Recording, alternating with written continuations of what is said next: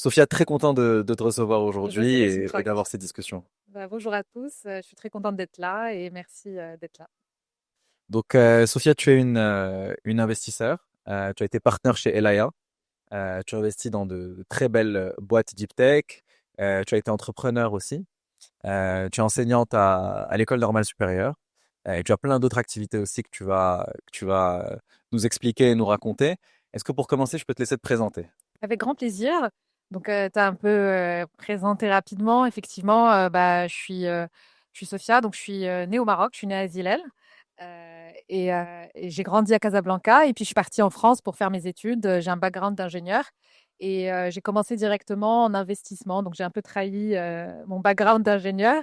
J'ai commencé dans un fonds souverain français qui s'appelait le Fonds stratégique d'investissement. Donc, la France disposait d'un fonds souverain qui a été absorbé par BPI France lors de la fusion. Donc, j'ai rejoint BPI France lors de cette fusion. Et j'ai fait du coup du venture capital. C'était en 2012. C'était un moment où personne ne voulait faire du venture, tout le monde voulait faire du private equity. Et donc, j'ai fait ce choix parce que j'avais envie de renouer justement avec l'univers de la tech et puis des sciences. Et donc, le venture, c'était une application de l'investissement sur des domaines un peu plus scientifiques. Donc, j'ai passé 4 ans dans une très belle équipe qui s'appelle Digital Venture.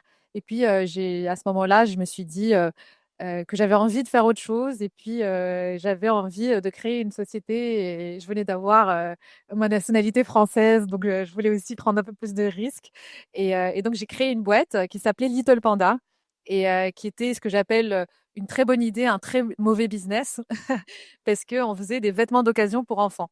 Donc, c'est un marché qui paraît intéressant, mais qui est en fait un marché extrêmement compliqué. On avait beaucoup de clients, beaucoup de chiffres d'affaires, on n'était pas profitable et on n'avait pas du tout de modèle qui pouvait être profitable à terme. Donc, on a décidé d'arrêter. Mais c'est une boîte qui marchait bien, hein, c'était en 2016. Et donc voilà, à ce moment-là, je me suis retrouvée donc à la fin d'un cycle et puis sans rien en fait. J'ai quitté mon entreprise, j'étais au chômage, je savais pas quoi faire. Et le hasard des choses a fait que quelqu'un m'a dit à l'école polytechnique, ils cherchent des gens pour gérer un programme d'innovation. Donc j'ai été recrutée par l'école polytechnique. Et puis pareil, le hasard des choses fait que je suis arrivée au bon moment parce que c'était un programme qui venait de se lancer. Et on m'a proposé du coup de gérer le programme d'innovation qui consistait en fait à aider les chercheurs et les étudiants à créer des sociétés. Et la particularité de l'école polytechnique, en tout cas de Saclay, c'est qu'on avait beaucoup de chercheurs d'ingénieurs. Donc, c'est là où j'ai découvert ce qu'on appelle de la deep tech. Donc, après, on définira un peu la deep tech, mais en particulier, travailler avec des gens qui viennent de parcours très scientifiques et qui ont vocation à créer des sociétés plus technologiques que la moyenne. Donc là, c'est pareil, il faut remettre dans le contexte. En 2017, on ne parlait pas du tout de deep tech. Les scientifiques ne voulaient pas créer des sociétés. Pour autant, on a essayé de lancer des programmes. Et là, j'ai été recrutée par un fonds qui s'appelle Elaya, effectivement, qui est un fonds B2B, plutôt tech et deep tech. Et moi, j'étais partenaire dans 2 fonds qui sont des fonds liés à des partenariats académiques. C'est-à-dire qu'on faisait du tech transfert et des spin-offs de laboratoires. Un fonds avec Paris Sciences et Lettres, donc c'est un regroupement d'universités. Vous avez Pasteur, Curie, l'ENS Ulm, l'EMI de Paris, etc. Et un fonds avec l'INRIA, qui est pareil, un regroupement de laboratoires. J'ai passé 5 ans. J'ai fait effectivement pas mal d'investissements plutôt deep tech, voire très très deep tech certains, dont certains sont devenus du coup des leaders de leur catégorie, comme Alice et Bob ou Akemia. Et puis j'ai quitté Elaya l'année dernière, et puis là je passe par une phase pareille d'exploration, et donc j'ai été sollicitée pour donner des cours et des formations. Et donc j'ai trouvé que c'était une occasion formidable pour rester en lien, mais surtout pour prendre le temps de réfléchir et puis de produire du contenu et comprendre un peu la deep tech Ouais, et le playbook. complètement. On va revenir sur tout ça parce que c'est très intéressant. Tu as commencé en venture avec peut-être un petit peu de private equity aussi à la BPI, en tout cas sur les deux, mais toujours avec une casquette plutôt tech. Et petit à petit, tu es arrivé un petit peu par hasard vers la deep tech et j'ai l'impression que tu as trouvé vraiment ton truc avec l'investissement plutôt en deep tech. Bon, aujourd'hui, c'est un sujet, on est au Deep Tech Summit à Ben Grir, organisé par l'UM6P, donc c'est aussi le sujet du jour. Donc, on va essayer de comprendre c'est quoi la différence entre une startup tech, une startup deep tech. Si on met la casquette d'investisseur, qu'est-ce qu'on regarde, qu'est-ce qui est différent, à quoi il faut faire attention. Donc, on va essayer de comprendre tout ça. La première question que je vais te poser, parce que tu as parlé d'entrepreneuriat et du fait que tu avais monté ta boîte, euh, on dit souvent que pour être investisseur, parfois c'est bien d'avoir opéré ou d'avoir créé une entreprise. Ça permet aussi de comprendre un petit peu, j'imagine, dans quelle mentalité sont les entrepreneurs, quelles sont les difficultés qu'ils vivent et se mettre vraiment dans leurs chaussures quand on investit. Qu'est-ce que ça t'a apporté, cette expérience-là? Ensuite, parce que ce qui est intéressant, c'est que tu as été investisseur avant et après. Donc, je pense que tu as vraiment dû avoir un shift après ça. C'est une bonne question. Alors déjà, je pense qu'il y a plusieurs typologies d'investisseurs. Donc, il y a des gens qui sont des opérateurs, donc qui ont travaillé, disons, chez Michelin ou chez Total et qui se spécialisent, qui apportent une expertise. Il y a des gens qui sont des people person parce que c'est un business de gens. Il faut nouer des relations, il faut savoir convaincre, il faut savoir avoir l'information. Donc, il y a aussi des gens dont c'est la spécialité. Puis après, des gens qui sont des amoureux des entrepreneurs, dont moi, je pense faire partie, parce que j'ai une fascination pour les gens qui se lèvent le matin et qui se disent, je vais créer des choses. J'adore les histoires de super-héros, des gens qui viennent de nulle part, qui deviennent extraordinaire, j'adore ça. Et donc, je pense que c'est un peu ma typologie. Donc, je pense à ce titre, j'ai un prise personnelle sur les sujets, mais qui n'est pas générale. C'est-à-dire que vous aurez peut-être des définitions très différentes, des perspectives différentes.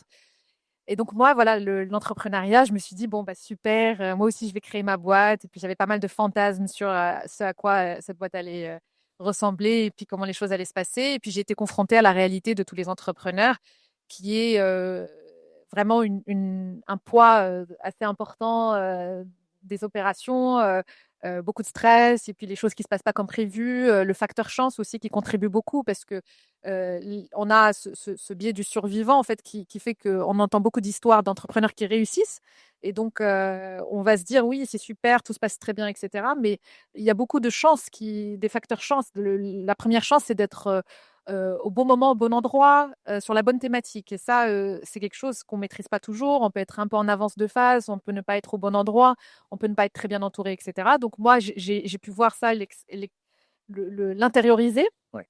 Et je pense que ça m'a rendu. Je pense que ça a eu deux choses. La première, c'est une humilité sur les choses, parce que quand on est investisseur, on a aussi ce devoir de suivre les sociétés dans lesquelles on investit. Et parfois, on peut confondre ça avec une forme comment dire, de donneur de leçons, hein. C'est facile de dire, mais il n'y a qu'à faire ça, faut faire ça. Enfin, pourtant, c'est facile. Et donc, en fait, quand on traverse une phase entrepreneuriale, et d'autant plus quand elle se solde avec un échec, on devient beaucoup plus humble. On est là, bon, je vais éviter de donner des leçons à tout le monde. Donc ça, c'est la première forme, je pense, de leçon qu'on peut apprendre de ça. Et la deuxième leçon qui est importante, c'est cet amour de l'entrepreneuriat et ce respect pour les entrepreneurs a été d'autant plus renforcé. C'est-à-dire que maintenant, quand je les vois, quand ils accomplissent quelque chose d'extraordinaire, j'ai une émotion tellement forte parce que je sais ce que cela a coûté et je sais en fait ce qu'ils ont traversé, le poids et les obligations qu'ils ont. Et donc, le respect que j'ai pour eux est d'autant plus renforcé. Et donc, ce qui fait que la nature des relations que maintenant j'ai avec les entrepreneurs est totalement différente. Elle est moins transactionnelle. Elle est vraiment beaucoup plus sur le fait que j'ai conscience de, de l'importance, de la valeur de ce qu'ils construisent et donc beaucoup plus de respect, je pense. Euh, on, on parle de tech depuis un moment, on parle de plus en plus de deep tech. Et comme on le disait, on est au Deep Tech Summit aujourd'hui. Euh, ce que j'aimerais que tu nous dises, c'est ta définition personnelle de la deep tech, parce que c'est un mot qu'on entend beaucoup. Euh, mais j'aimerais savoir, toi, comment tu différencies une startup que tu qualifierais de startup ou de startup tech et une startup qui réellement fait de la deep tech. Alors, c'est une très bonne question et en même temps assez difficile à répondre parce que, alors, il y a deux choses. La première, c'est que je pense qu'on est en train de vivre les débuts de la deep tech. Donc, comme tout début, il va y avoir des itérations sur ce qu'on dit, sur ce qu'on fait, sur les modèles qu'on applique, les définitions qu'on donne. Donc, honnêtement, je pense qu'il faut rester très ouvert d'esprit sur pas mal de choses. Et la deuxième chose, c'est que en fait, les définitions varient d'une personne à l'autre. Parfois, quand ça m'arrange, je le définis comme ça et parfois comme ça. Toujours est-il, si je veux vraiment spécifier ce segment-là, je dirais quand même qu'il faut y avoir un lien très fort avec la science et la technologie. Donc, il faut que ce soit des sociétés qui ont comme avantage compétitif la technologie, le fait d'apporter une innovation, qu'elle soit incrémentale ou de rupture, mais en tout cas une innovation liée à la technologie. Donc, on va résoudre un problème, mais on va le résoudre par la manière dont on apporte une nouvelle technologie. Donc, les pitchs des boîtes deep tech ressemblent à on est tous d'accord que ça, c'est un problème et qu'il faut inventer cette solution. Grâce à ma science, je vais inventer cette solution pour résoudre ce problème. Et donc là, ça nous emmène dans une sphère très différente de création d'entreprise où en fait on n'est plus dans un playbook d'exécution. Par exemple, si je le mets en opposition à une boîte de software où on va dire bon bah on sait que tous les experts comptables ont besoin d'un software, donc on va construire ce software et ensuite on va le distribuer. Donc le go-to-market est un challenge. On va rentrer dans une sphère qui est bah, comment cette technologie va être créée, qui sont les personnes qui vont nous aider à créer cette technologie, comment on va la transformer en produit, est-ce que ce produit répond à ce marché, etc.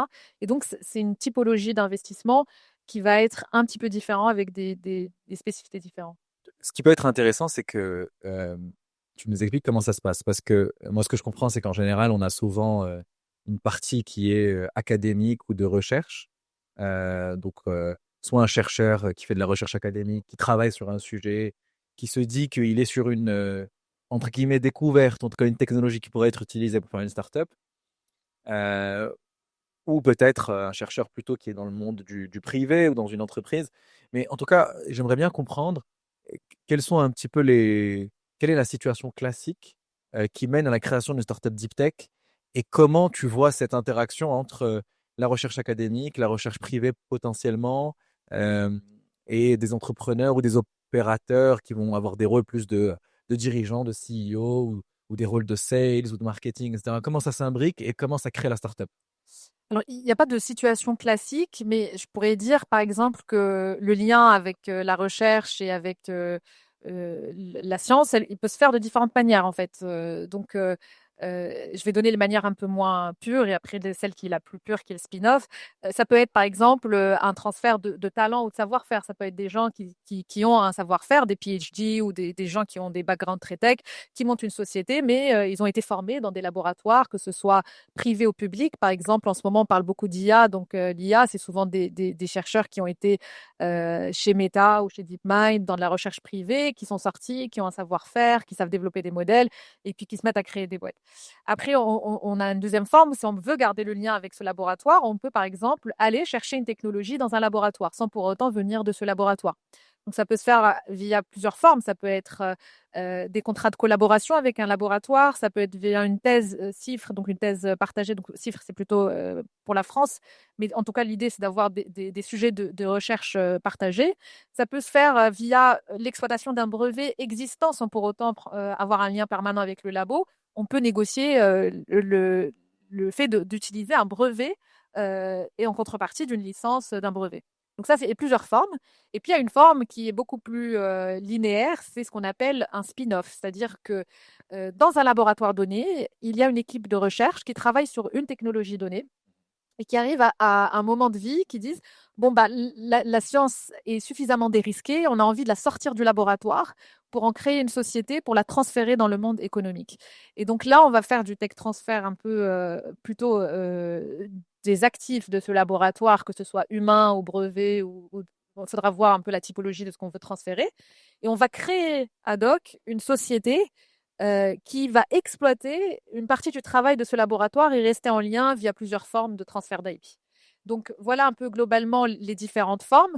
On valorise beaucoup les spin-offs parce que c'est la manière la plus forte de garder un lien avec un laboratoire parce qu'on dit ça va être le spin-off de l'UM6P tel laboratoire ou de l'ENS, un spin-off de l'INRIA. Mais en fait, en réalité, on peut tout à fait, demain, toi, tu as envie de créer une société deep tech sur une technologie, tu peux tout à fait aller te rapprocher d'un certain nombre de laboratoires et voir quelle forme peut convenir pour exploiter des technologies. Ce qui est intéressant, c'est que tu as parlé de problèmes et tu as parlé de ces solutions technologiques ou qui viennent de la recherche. Et il y a un conseil qu'on entend souvent dans le monde des startups, quand on écoute des entrepreneurs, que ce soit dans la Silicon Valley ou dans tous les écosystèmes, c'est qu'il faut partir d'un problème et pas d'une solution. Et j'ai l'impression que c'est un petit peu un risque structurel dans la deep tech, c'est qu'il y a certaines situations où on va d'abord partir de la solution, c'est-à-dire la technologie qui a été développée par un chercheur ou autre, et trouver des applications concrètes, trouver un marché, avoir une stratégie de go-to-market, etc. Comment tu vois ce problème? Est-ce que c'est un risque dans lequel peuvent tomber les chercheurs? Et comment tu vois ce sujet? C'est effectivement, tu as tout à fait raison, c'est une des spécificités, un des plus gros risques du transfert de technologie quand il se fait dans ce sens-là. La raison étant que c'est très difficile en fait à faire. En pratique, comprendre une technologie, comprendre des applications et essayer de trouver un chemin entre les technologies et le marché.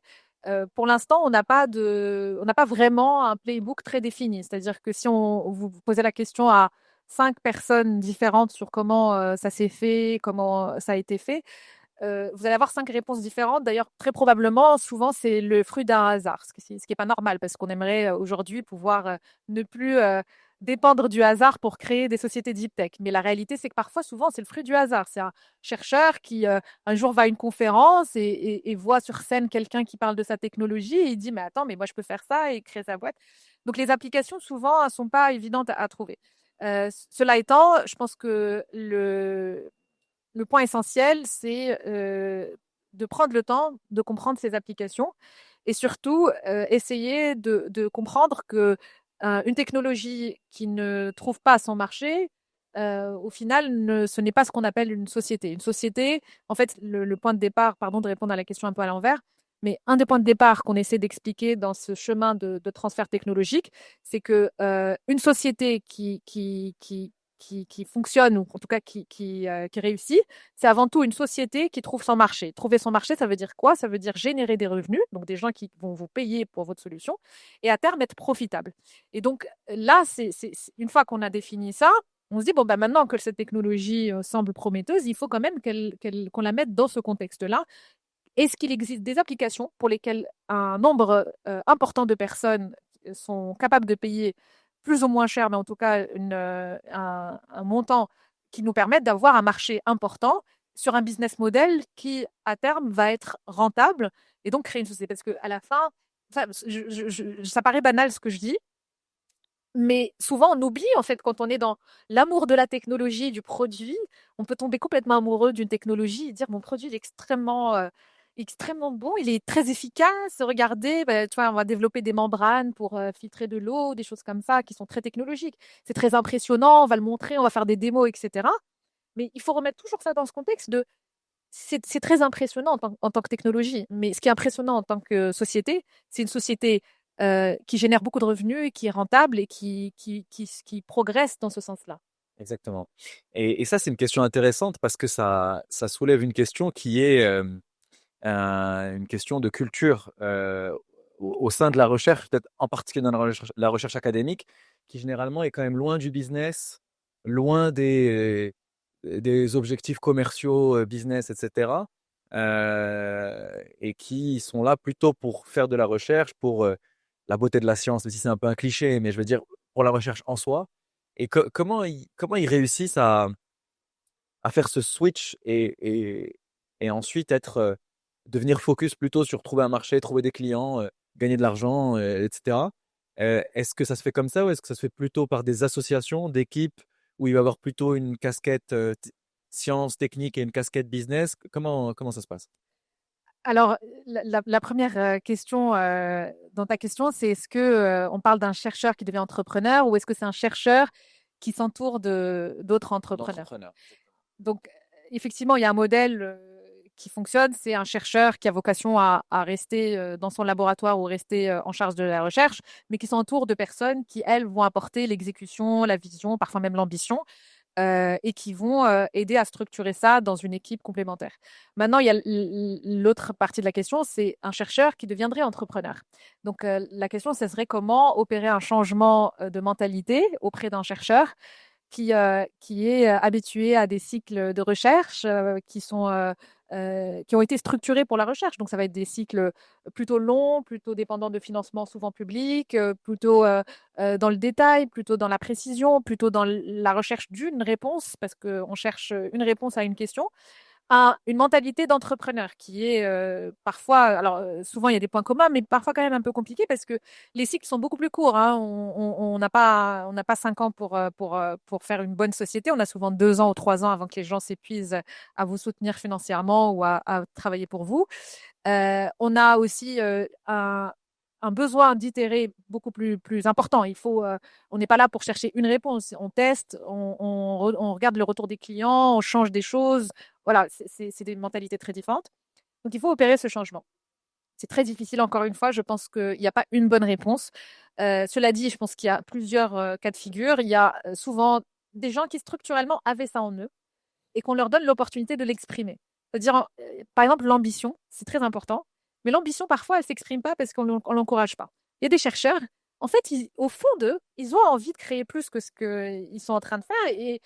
Et voilà, ils vont faire la recherche et après, ils vont être frustrés. Ils vont se dire, mais attends, on n'a pas assez de moyens. Peut-être que je peux faire plus. Peut-être qu'il y a des choses qu'on pourrait développer plus. Et puis, cette ambition, quand on lui donne l'occasion et la plateforme de s'exprimer, elle peut s'exprimer. Donc là, à partir de là, on peut travailler avec eux à comprendre d'autres mécanismes et essayer de les développer. Et puis après, bien sûr, il y a d'autres changements. Bon, après, je ne vais pas tous les énumérer, mais Ouais, globalement. ok. Si on prend ta casquette plutôt d'investisseur, tu as investi à la fois dans des startups de la tech et maintenant dans des startups de plus en plus deep tech, etc. Qu'est-ce que tu regardes dans une boîte deep tech quand tu veux investir? Quels sont vraiment les trucs que tu regardes le plus et auxquels tu fais attention euh, euh, et qui sont potentiellement un petit peu différents de ce que tu regardais avant dans des boîtes, j'ai pas envie de dire classiques parce que c'est des startups, donc ça reste des boîtes technologiques, mais qui sont pas forcément en deep tech. Bien sûr, on va regarder déjà la même chose qu'une boîte qui n'est pas deep tech, donc à savoir le marché, l'équipe, un certain nombre de paramètres assez classiques. Mais en plus, on va regarder toute la partie scientifique et technologique. Donc, la partie technologique, donc ça va être déjà l'expertise de l'équipe, donc les credentials. Le milieu académique est quand même assez bien structuré, donc souvent les gens se notent entre eux, ce qui me facilite la tâche parce que je suis pas une experte dans tout. Et donc du coup, si vous avez un chercheur qui vient vous voir, souvent vous voyez très bien ce sur quoi il a travaillé. Vous allez sur Google Scholar, il y a des index, vous voyez combien il a publié, avec qui il a publié, le labo dans lequel il a été. Est-ce que c'est un bon labo? Est-ce que c'est le labo qu'il faut? Donc souvent, le milieu académique donne quand même pas mal de réponses sur qui sont les stars, qui sont les personnes un peu importantes de ce secteur. Donc on a quelques éléments de réponse déjà dans comment dire, les mesures académiques des scientifiques. Ensuite, il y a la technologie. Alors la technologie, c'est beaucoup plus difficile. Alors là, honnêtement, je m'aventure pas toujours à essayer de moi-même faire ce travail-là parce que c'est très technique. Donc l'idée, c'est de comprendre les risques et ce qu'on appelle la readiness de la technologie. Donc, dans quelle mesure on est loin ou pas d'un produit. Il existe des échelles, peut-être vous avez entendu TRL, donc Technology Readiness Level. Bon, c'est pas une échelle très simple à lire parce qu'elle est très subjective. Mais bon, toujours est-il qu'elle représente un peu ce que je veux dire par le fait d'être proche ou pas du marché.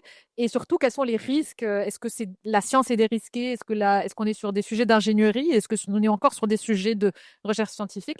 Donc ça, c'est tout un aspect qu'on ajoute en plus aux autres aspects. Et pardon, j'ai oublié un point important, c'est le financement qui est lié à cet aspect en plus. Parce que en plus de devoir recruter des gens et devoir faire des sales, etc., on a aussi un besoin de financer le développement de cette technologie. Et justement, est-ce que généralement une boîte deep tech a besoin de plus de financement? Tu vas me dire si c'est vraiment vrai, parce que c'est peut-être un cliché, mais généralement, moi, j'ai l'impression qu'il faut lever plus d'argent et qu'il faut plus de temps avant d'être rentable, parce qu'on est sur des technologies un peu de rupture, on est souvent à la frontière de technologie, de ce qui se fait, etc. Et c'est pas des technologies qui sont encore prouvées comme dans une boîte de software plus classique. Donc, est-ce qu'effectivement, il faut plus d'argent? Ça veut dire qu'en tant qu'investisseur, tu dois être sur des échelles de temps qui sont plus longues. Euh, Comment tu vois cette équation-là? Alors, j'ai plutôt un avis personnel parce que j'ai pas vu tous les cas de figure. Et bon, mon avis personnel, c'est que faudrait faire le calcul pour voir est-ce que c'est vrai ou pas. Moi, je pense que c'est vrai dans les premières phases de vie d'une startup deep tech, mais que ça devient moins vrai après. C'est-à-dire que effectivement, dans les premières phases, c'est des sociétés qui vont être plus gourmandes en financement parce que les roadmaps sont plus lourdes et puis il va y avoir du développement et puis le go-to-market est peut-être un peu plus lointain. Cela dit, une fois qu'on a dépassé cette phase-là, mon intuition, ou en tout cas, j'attends de voir aussi l'évolution de ces sociétés. Mais que, en fait, on crée une barrière à l'entrée et après, ça commence à prendre et après, on rentre dans des phases de commercialisation, somme toute classiques et dans lesquelles, en fait, on a besoin moins d'argent ou de la même manière qu'une société classique. Et maintenant, faut voir parce que ça dépend des thématiques. Mais par exemple, la robotique, on commence déjà à voir des boîtes. Ben, en France, il y a une boîte qui s'appelle Exotech qui a passé cette phase-là, maintenant qui est en phase de commercialisation et qui du coup génère vraiment beaucoup de revenus, qui sont des revenus récurrents. Donc, à mon avis, si on fait la somme net-net, je pense que c'est à la fois vrai et à la fois faux. Mmh. C'est quoi les technologies actuellement qui t'intéressent le plus, euh, sur lesquelles tu as vraiment envie d'apprendre, tu as vraiment envie d'investir, tu vois, ou si tu as un start-upper qui passe, qui te dit je suis sur cette technologie, tu prends son contact pour essayer d'investir. C'est quoi un petit peu voilà, les technologies qui t'intéressent en ce moment? Je pense que je reste assez ouverte d'esprit généralement. C'est pour avoir assez de deal flow et recevoir tous les deals des investisseurs. Non, parce qu'à chaque fois que je dis je fais un truc, je finis par faire l'inverse. Donc j'essaie d'être assez ouverte d'esprit sur les choses qui peuvent sortir comme innovation. Parce qu'aussi, parfois, il faut être en avance de phase, en fait. Parfois, nous, on s'intéresse à un secteur, mais c'est le secteur d'hier. Il faut aussi regarder le secteur de 2 ans. Maintenant, cela dit, je pense par exemple la robotique et le climat et l'IA et le quantique, ça reste quand même des domaines suffisamment actifs pour trouver des très bonnes sociétés et des gens qui continuent à innover. Alors, si on prend l'exemple de l'IA, quand tu vas regarder une startup aujourd'hui qui fait de l'IA, quels sont les types de startups que tu vas regarder? Est-ce que ça va être maintenant des boîtes d'IA sur des verticales spécifiques qui vont appliquer l'IA à un sujet ou à un type de boîte très spécifique? Est-ce que c'est plutôt de l'IA, mais pas au niveau des modèles, mais plutôt au niveau de l'infra? Je veux dire, comment tu vas te situer? Et au-delà de la hype autour de l'IA et des très euh, et des très grandes boîtes qui font les modèles justement. Toi, en tant qu'investisseur, quelles sont les boîtes d'IA que tu vas regarder pour investir? Alors, c'est un sujet très compliqué d'investir en IA parce que tout change tous les 3 mois. Donc, au début, tout le monde voulait investir dans les modèles, puis tout le monde a dit maintenant les modèles c'est commoditisé. Et donc là, après, on a tout ça. On va dire que les C'est un peu tests la première phase. voilà, les tests d'investissement évoluent tous les 2, 3 mois. Après moi, en termes d'affinité personnelle, je pense qu'il y a toute la partie IA pour les sciences qui commence à vraiment accélérer. Donc aujourd'hui, on est dans une phase où les modèles commencent à faire du raisonnement de très haut niveau. J'ai pas encore regardé le dernier modèle de O3, mais ils sont sur des niveaux où O3 de OpenAI. de OpenAI qui en fait a un modèle qui est capable de raisonner au niveau d'un PhD. Donc, c'est-à-dire que il est capable de résoudre des problèmes complexes et très techniques. Donc, ce que ça veut dire que c'est des modèles que si on entraîne sur des cas de figure, enfin sur des use cases scientifiques. Donc, aide-moi à générer des nouvelles molécules pour remplacer ça ou remplacer ces matériaux. C'est des modèles qui sont capables d'apprendre et de se spécialiser. Et ça donne, ça ouvre en fait pas mal d'applications qui sont assez exceptionnelles dans l'univers des sciences. Donc ça va être toute la partie chimie, matériaux, le life science. Il y a une société qui s'appelle BioOptimus qui justement fait la partie life science, qui entraîne ces modèles et qui les spécialise. Et ça, je pense que c'est plus une question d'affinité, mais aussi je pense que on est au début de toute la partie intelligence artificielle qu'on va appliquer aux sciences. Alors ça peut être pour accélérer le développement de sciences déjà existantes, mais ça peut être aussi pour que le modèle lui-même devienne un modèle spécialisé en sciences. Ok. Sur la partie quantique, bon, déjà, tu as investi dans Alice et Bob, qui est une très belle startup française, je crois, en tout cas, en grande partie française, ouais. Une très belle startup de quantique. Où est-ce qu'on en est aujourd'hui dans le quantique, dans ce qu'on est capable de faire et dans les perspectives sur les prochaines années? Alors, la réponse, elle est probablement un peu décevante. On est encore au début. Mais on a la conviction que on va voir un ordinateur quantique at some point. Maintenant, la question, c'est quand et comment. Donc aujourd'hui, l'état de l'art aujourd'hui, c'est on est capable de générer des qubits. Donc les qubits, ce sont des bits quantiques donc qui sont les briques fondamentales pour la construction d'un ordinateur quantique. Et on essaie aujourd'hui de corriger les erreurs et de faire en sorte que les opérations se fassent. Et donc, c'est vraiment les premières briques. Mais on a déjà des premiers qubits logiques qu'on peut entraîner, toi, tu peux y accéder hein, sur le cloud. On a déjà des annonces de Microsoft, d'Amazon, mais aussi Alice et Bob qui ont déjà sorti leur qubit logique. Donc, on a déjà des qubits. Maintenant, la question, c'est comment le faire à grande échelle, comment faire les opérations, comment tout ça va s'orchestrer. Et ça, c'est pas facile.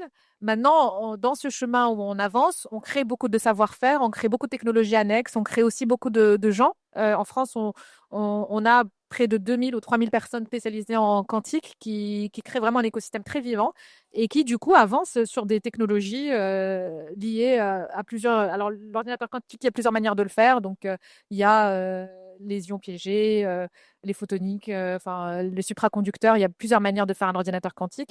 Et donc, tout ce développement contribue aussi à la création d'autres startups annexes dans le secteur. Est-ce que tu peux nous parler d'une startup qui te plaît beaucoup, dans lequel tu as investi ou pas, ou en tout cas un exemple de startup ou d'entrepreneur dont tu as aimé l'histoire et qui serait un bon exemple pour comprendre vraiment une boîte deep tech? On peut rester sur Alice et Bob parce que je pense que c'est des sujets où on n'oserait pas se lancer. Et en fait, c'est donc l'histoire d'Alice et Bob, c'est donc des laboratoires de recherche qui étaient partagés entre plusieurs entités, donc l'ENS, INRIA et d'autres entités, et qui travaillaient du coup. D'ailleurs, le chercheur de ce laboratoire qui était en charge de ce labo, c'est un Marocain qui s'appelle Zaki Lektas. Donc, j'en profite pour pour souligner cet aspect très important, qui du coup travaillait sur cette correction d'erreurs de qubits. Et donc, dans ce laboratoire, il y avait donc les deux cofondateurs d'Alice et Bob, donc qui deviendront les cofondateurs, qui travaillaient, qui faisaient leur PhD, donc qui faisaient leur PhD dans ce laboratoire et qui ont compris que à un moment, il fallait sortir du laboratoire pour continuer à faire la recherche et le développement sur cet aspect-là. Et donc, ils ont compris qu'en fait, il fallait devenir entrepreneur et ils ont fait ce chemin tout seuls. Vraiment, c'est parfois, voilà, c'est comme ça, c'est la raison pour laquelle je disais parfois on compte trop sur la chance, mais c'est à peu près ça. C'est en fait Théo Perronin, lui, c'est un doctorant qui se dit bah, pourquoi pas et qui commence à apprendre, qui prend une formation qui s'appelle Deep Tech Founders. Et ensuite, donc, je le rencontre via le tech transfert de PSL. Et à partir de là, on commence à construire ensemble un business plan, comprendre comment l'IP va se structurer et puis surtout comprendre quel investissement est nécessaire pour que ça se fasse. Et donc, on a commencé l'histoire d'Alice et Bob comme ça, sur l'impulsion qu'il y avait deux doctorants dans un laboratoire qui se disaient bah, pourquoi pas, en fait, on va lancer une start-up. Il y a des gens qui l'ont fait aux États-Unis. Nous, on pense être meilleurs. On va le faire. Et puis, ils se sont lancés. Il y a de plus en plus d'entrepreneurs en Afrique ou au Maroc en particulier, là on est à l'UM6P, qui se lancent dans des startups deep tech. Il y en a beaucoup aujourd'hui pendant le DTS. Euh, c'est quoi le conseil que tu donnerais à des entrepreneurs qui se lancent en deep tech et potentiellement qui sont au Maroc ou en Afrique en général? Alors, c'est un conseil. Moi, le premier conseil, c'est l'ambition, je pense. On arrive à faire beaucoup de choses maintenant en termes d'aide, de formation. Même parfois, on peut les aider à entrer en contact avec des gens.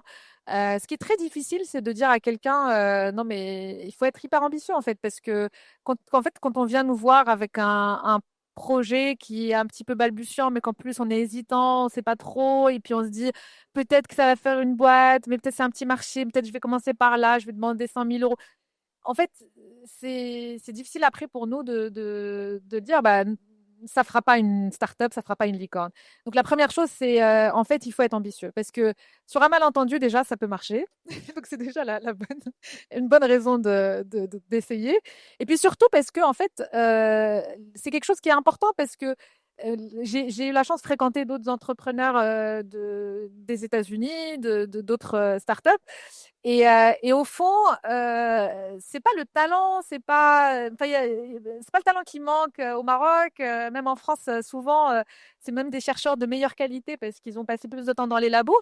Ce qui manque, c'est le fait d'y croire et que les gens autour y croient et que tout le monde y croit et qu'on les lance. Et puis, c'est comme un enfant qui essaie de faire quelque chose et on va l'encourager, on va lui dire, mais vas-y, mais bravo, c'est génial, tu peux y aller et tout. Il va essayer, il va tomber, il va se relever, après il va courir et tout. Un jour, il va courir et un jour, il va courir très vite, etc. Mais si dès le début, l'enfant lui dit, t'es sûr de toi, tu vas marcher, non, tu as l'air de tomber, ça n'a pas l'air de marcher ton truc, il va jamais se mettre debout, il va jamais marcher, il va jamais courir vite. Donc la première chose, c'est vraiment, en fait, ça sert à rien de perdre votre temps si c'est pour monter une boîte je passe le temps, j'y crois pas, ils m'ont proposé, peut-être que cet incubateur va me donner de l'argent et donc non, ça sert à rien. Franchement, il y a des sociétés qui vont valoriser davantage votre temps. N'essayez pas, ça marchera pas comme ça. Là où vraiment c'est un meilleur usage de votre temps si vous êtes talentueux, c'est de vous lancer, mais allez-y vraiment parce que ça sera l'occasion de monter une très belle boîte. Et si vous y croyez, les gens vont y croire et les gens vont vous suivre et vont vous financer. Mais ça doit venir de vous. Il faut que les gens, quand ils vous parlent, ils se disent, ah ouais, ça a l'air vraiment bien ce qu'il fait, il y croit, il se donne.